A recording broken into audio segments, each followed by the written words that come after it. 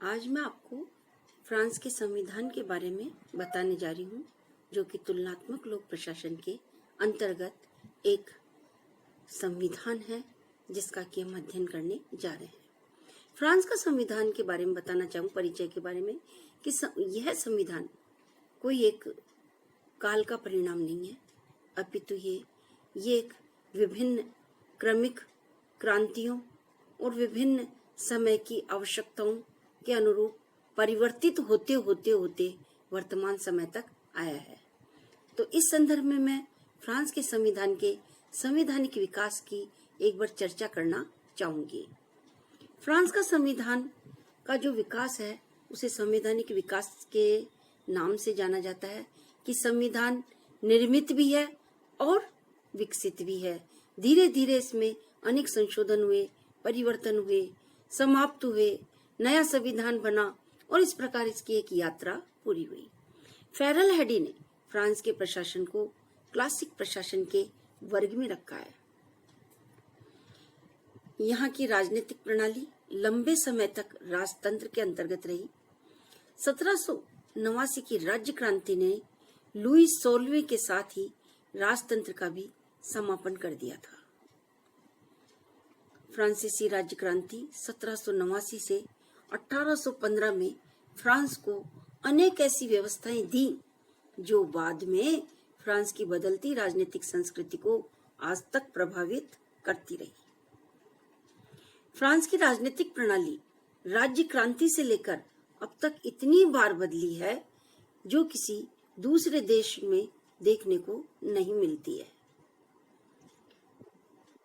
France का पहला संविधान 1789 में क्रांति का परिणाम था और मात्र क्रांति के दौर में ही उसे 3 संविधान 1791, 1793 और 1795 में बनाया गया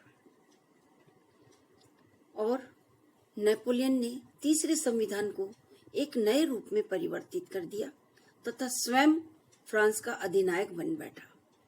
बाद में उसने 1795 के संविधान को भंग कर स्वयं को सम्राट घोषित कर दिया और 1804 में फ्रांस में राजतंत्र को पुनर्जीवित कर दिया। 1830 में संवैधानिक राजतंत्र स्थापित किया गया था, जबकि 1848 में स्थापित द्वितीय गणतंत्र को नेपोलियन तृतीय ने 4 साल की अल्प अवस्था में नष्ट करके अपने को फ्रांस का सम्राट घोषित कर दिया 1852 में। जर्मनी के हाथों नेपोलियन तृतीय की हार 1870 के बाद 1871 में फ्रांस तृतीय गणतंत्र के अधीन आया, जिसका संविधान 1875 में लागू हुआ। 1940 में तीसरा गणतंत्र समाप्त हुआ और चतुर्थ गणतंत्र ने अपना संविधान 1946 में बनाया। इसका निर्माण एक संविधान सभा ने किया था। यह संविधान अपने पूर्ववर्ती संविधान का ही मामूली संशोधित रूप था, जो इतनी कमियों से ग्रस्त था कि 12 वर्षों के अंतराल में फ्रांस ने 25 मंत्रिमंडलों का सामना किया। इस गंभीर राजनीतिक अशांति के दौर में फ्रांस को यूरोप का रुग्ण व्यक्ति मान लिया गया, जो उपनाम कभी टर्की के लिए प्रयुक्त हुआ करता था। इस प्रकार इस लंबी यात्रा के पश्चात पंचम गणराज्य का संविधान, जिसे गॉल का संविधान 1958 भी कहा जाता है। अल्जीरिया में फ्रांसीसी सेना के विद्रोह ने सरकार को मजबूर किया कि वह अपनी शक्ति जनरल चार्ल्स डी गॉल को सौंप दे। गॉल प्रधानमंत्री बना और उसने 39 सदस्यों की सहायता से पंचम गणराज्य का संविधान 3 माह की अल्प अवधि में ही बना डाला। इस संविधान की जनमत संग्रह द्वारा पुष्टि भी हो गई और 1 सितंबर 1958 को यह संविधान लागू हुआ और आज तक कार्यशील है, जिसकी की विशेषताओं का हम अब जिक्र करेंगे। संविधान की विशेषताएं। सबसे पहली विशेषता है इसकी लिखित संविधान, अर्थात 1958 का फ्रेंच संविधान लिखित संविधान है। इसमें एक प्रस्तावना सहित 95 अनुच्छेद जो 15 अध्यायों में वर्णित है। इतने संक्षिप्त संविधान में अनेक महत्वपूर्ण बातें जैसे विधायिका का गठन, विधि निर्माण प्रक्रिया आदि छूट गई हैं। अतः इसमें जो संक्षिप्त एक तरह से जो संविधान है लिखित होते हुए भी लिखित है, अनेक इसमें कमियां भी है, लेकिन आज तक यह क्रियाशील है। दूसरी इसकी विशेषता है गणराज्य।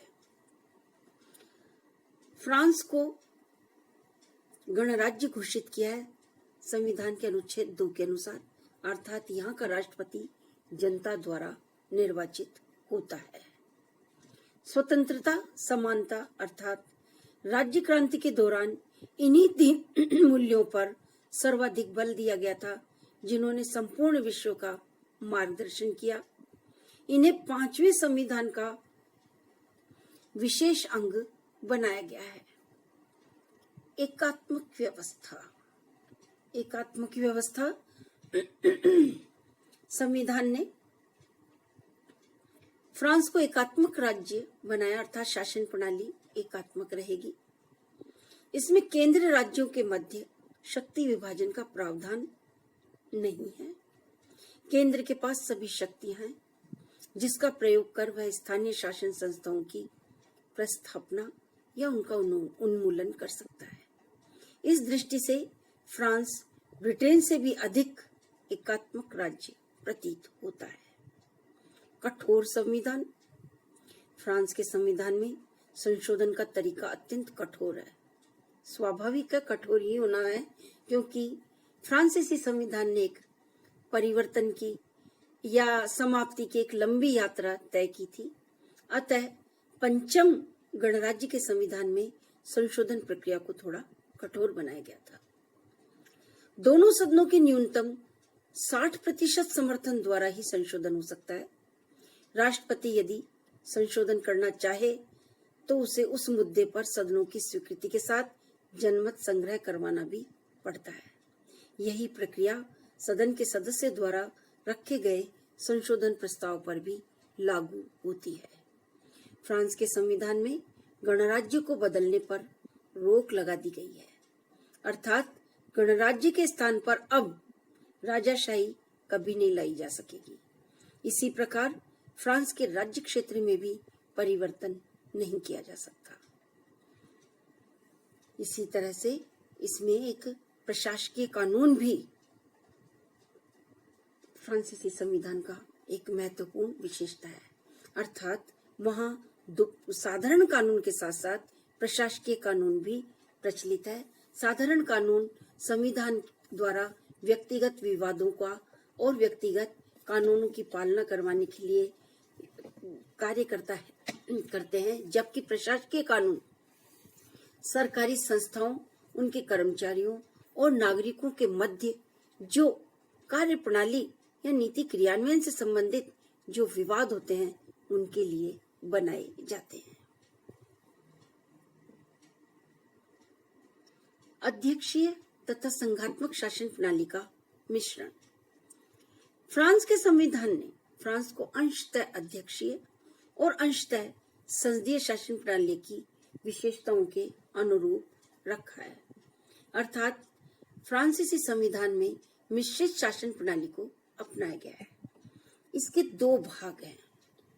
जनता द्वारा सीधा चुना गया राष्ट्रपति जो विधायिका के प्रति उत्तरदायी नहीं है, अध्यक्षीय प्रणाली का गुण है, और प्रधानमंत्री मंत्रिपरिषद जो विधायिका के प्रति उत्तरदायी है, ये संसदीय प्रणाली का गुण है।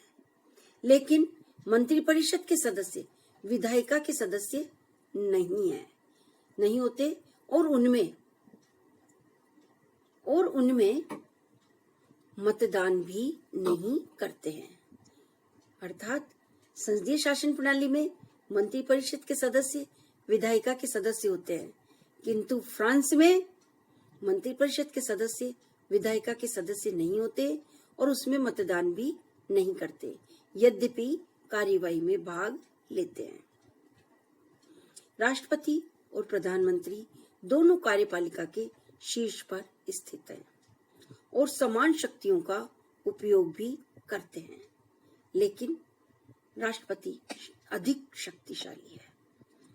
वस्तुतः मिश्रित संविधान तत्कालीन आवश्यकताओं की उपज मानी जाती है, जिसने फ्रांस को अनिश्चितता और संकट में डाल रखा था। इसलिए फ्रांस के इस संविधान को संकट काल का शिशु भी कहा जाता है। द्विसदनात्मक विधायिका। फ्रांस की विधायिका को द्विसदनीय बनाया गया है, अर्थात सीनेट जो कि उच्च सदन है, सीनेट के 321 सदस्य 9 वर्षों के लिए प्रत्यक्ष रूप से चुने जाते हैं। यह स्थायी सदन है। इसके 1/3 सदस्य प्रति 3 वर्ष पश्चात सेवानिवृत्त होते जाते हैं। इन्हें प्रादेशिक क्षेत्रों तथा प्रवासी नागरिकों के प्रतिनिधि चुनते हैं। प्रत्येक सीनेटर की न्यूनतम आयु 35 वर्ष आवश्यक है। एक विकल्प भी चुना जाता है जो मूल सीनेटर की मृत्यु या पद त्याग करने पर उसका स्थान ले लेता है। सीनेटर के लिए भी न्यूनतम आयु 35 वर्ष आवश्यक है। द्वितीय सदन नेशनल असेंबली अर्थात राष्ट्रीय सभा यह निम्न सदन है। इसका मुख्य कार्य कानून निर्माण और बजट की स्वीकृति है। राष्ट्रीय सभा के सभी 577 सदस्य जनता द्वारा सीधे निर्वाचित होते हैं। अतः यही भारत की लोकसभा की भांति फ्रांस का वास्तविक प्रतिनिधि या लोकप्रिय सदन है। इसके लिए एकल सदस्यीय निर्वाचन क्षेत्र है, अर्थात एक क्षेत्र से एक सदस्य ही चुना जाता है। उम्मीदवार को जीतने के लिए न्यूनतम जो एक कोरम है, कोटा है, 50% से अधिक मत प्राप्त करना आवश्यक है, अन्यथा पुनः मतदान होता है और ऐसे समय पहले दौर के उन उम्मीदवारों को बाहर कर दिया जाता है जिन्हें 10% से कम मत मिलते हैं। राष्ट्रीय सभा का सामान्य कार्यकाल 5 वर्ष है, यद्यपि इसे समय से पूर्व भी भंग किया जा सकता है।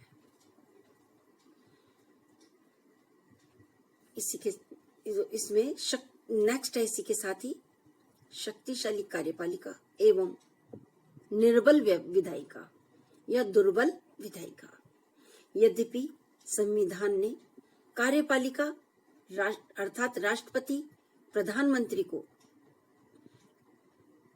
और विधायिका के कार्यों का बंटवारा कर दिया है, तथापि विधायिका पर ऐसे प्रतिबंध भी लगाए हैं जिन्होंने अप्रत्यक्ष रूप से कार्यपालिका को अधिक शक्तिशाली बना दिया है।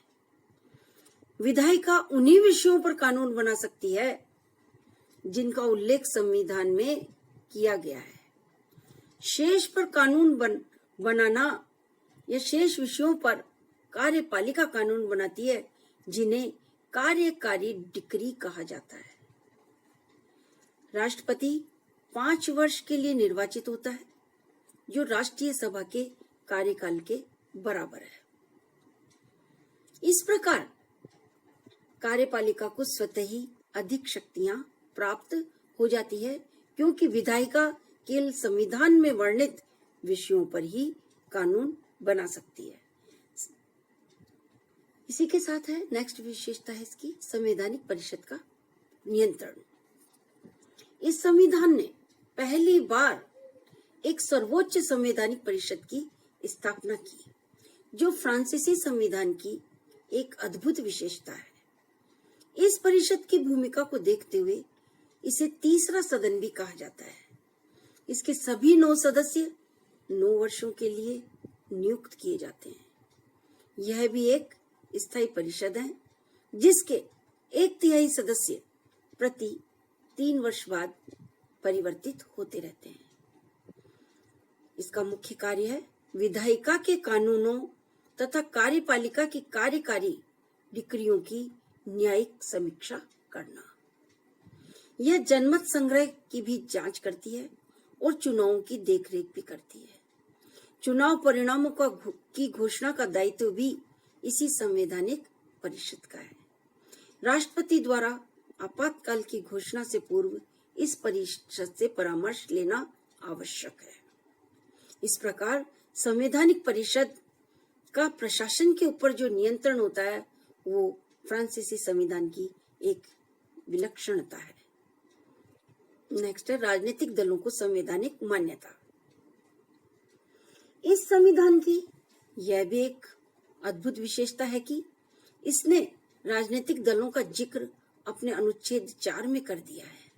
यह अनुच्छेद राजनीतिक दलों को प्रजातंत्र तथा राष्ट्रीय संप्रभुता के सिद्धांत के प्रति स्वामी भक्त बनाता है। इसी प्रकार नेक्स्ट है मानव अधिकार पत्र पर आधारित प्रस्तावना। इस संविधान ने के प्रारंभ में दी गई प्रस्तावना एक वृहद दस्तावेज है जिसका मूल स्रोत 1789 की राज्य क्रांति का मानव अधिकार घोषणा पत्र है। इस प्रस्तावना में मूल अधिकार, अंतर्राष्ट्रीय कानूनों और समझौतों के प्रति निष्ठा तथा फ्रांसीसी संघ आदि का उल्लेख है। धर्मनिरपेक्षता अर्थात फ्रांसीसी संविधान में राज्य का कोई धर्म घोषित नहीं किया गया है, बल्कि सभी व्यक्तियों को धार्मिक स्वतंत्रता दी गई है। इसी प्रकार मूल अधिकारों की बात भी संविधान में वर्णित है। फ्रांसीसी संविधान में की प्रस्तावना ही नागरिकों के मूल अधिकारों का स्रोत है। इसमें रोजगार का अधिकार, स्त्री पुरुष समानता, हड़ताल करने, संघ बनाने की स्वतंत्रता दी गई है। भारत के नीति निर्देशक तत्वों में उल्लेखित राज्यों को वृद्धों, बच्चों, महिलाओं के संबंध में कल्याणकारी दायित्व फ्रांस के संविधान में मूल अधिकारों के रूप में वर्णित है, लेकिन मूल अधिकारों को न्यायिक उपचार प्राप्त नहीं है।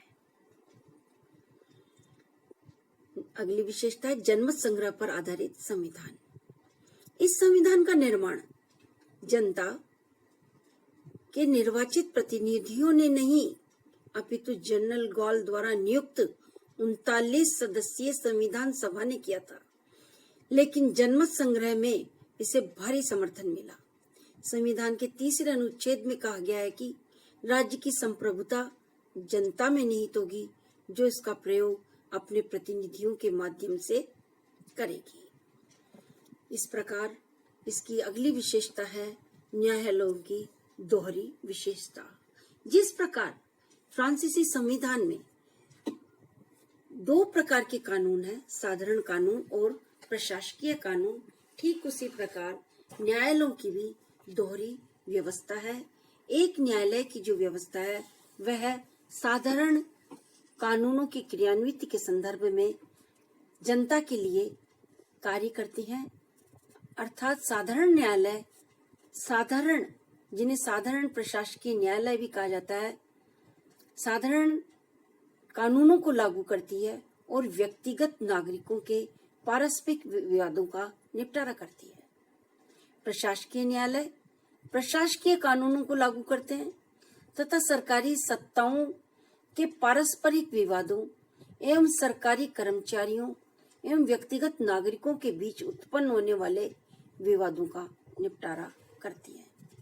ये प्रशासकीय विज्ञप्तियों की वैधता प्रशासकीय अधिकारियों के क्षेत्राधिकारों की क्षतिपूर्ति के तरीकों का भी निर्धारण करते हैं। इस प्रकार 2 प्रकार के कानून है, साधारण कानून और प्रशासकीय कानून। ठीक इसी प्रकार न्यायालयों की भी दोहरी व्यवस्था है, एक तो साधारण न्यायालय और दूसरे प्रशासकीय न्यायालय। राज्य परिषदें संविधान फ्रांस के संविधान के द्वारा नागरिकों को एक अनूठा तोहफा है, जो फ्रांस में नागरिक एवं प्रशासन के मध्य उत्पन्न होने वाले विवादों पर अंतिम अपीलीय न्यायालय के रूप में कार्य करता है। अर्थात राज्य परिषदें एक संवैधानिक परिषद है और न्यायपालिका की सर्वोच्च परिषद के रूप में कार्य करती है। यद्यपि यह एक स्टाफ अभिकरण है, अर्थात इसकी सिफारिशें सरकार के लिए बाध्यकारी प्रकृति की नहीं होती हैं, किंतु इसकी सिफारिशें ऐसे निर्देशात्मक हैं जिनको कि सरकार को मानना ही पड़ता है। इस प्रकार हम संक्षिप्त निष्कर्षतः कह सकते हैं कि फ्रांसीसी संविधान एक लंबे विकास का परिणाम है, अनेक उतार चढ़ावों का परिणाम है, अनेक राजनीतिक अस्थिरताओं का सामना करने का परिणाम है और यह परिणाम एक लंबे समय तक चलने वाली प्रक्रिया का परिणाम है।